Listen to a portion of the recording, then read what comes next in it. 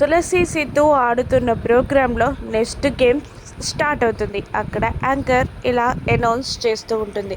Next game is trust behind saint అని అంటూ అక్కడ మీకున్న మార్క్స్లో నుండి అడుగు వేస్తూ ఎదురుగా ఉన్న మీ హస్బెండ్ని చేరాలి అని అనగానే అలాగే అని అందరూ క్లాప్స్ కొడతారు. సిద్ధు తులసి జంట పాల్గొంటూ ఉంటారు.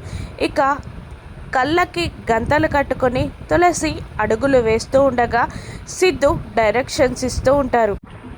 జై జానులు ఎంకరేజ్ చేస్తూ ఉంటారు. కానీ కనిష్క తులసి గెలవకూడదని కుట్ర పన్ని జాను నడిచే మార్గంలో కొన్ని గాజు పెంకులని వేపిస్తుంది.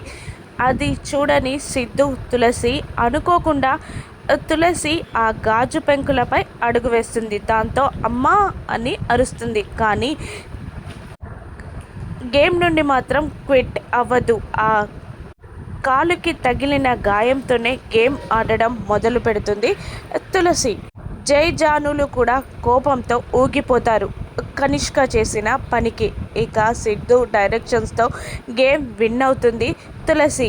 తులసి బయటికి వచ్చాక కింద పడకుండా సిద్ధు పట్టుకుంటాడు. మోకాళ్ళపై కూర్చొని తులసి కాలిలో దిగిన గాజు పెంకులని నెమ్మదిగా తీస్తూ ఉంటాడు సిద్ధు.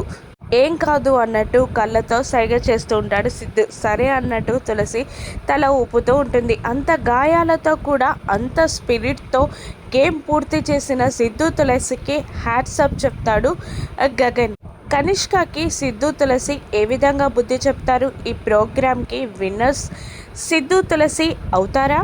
ఇంకా కనిష్క పన్నే పన్నాగాలేంటి? గేమ్స్ ఏంటి?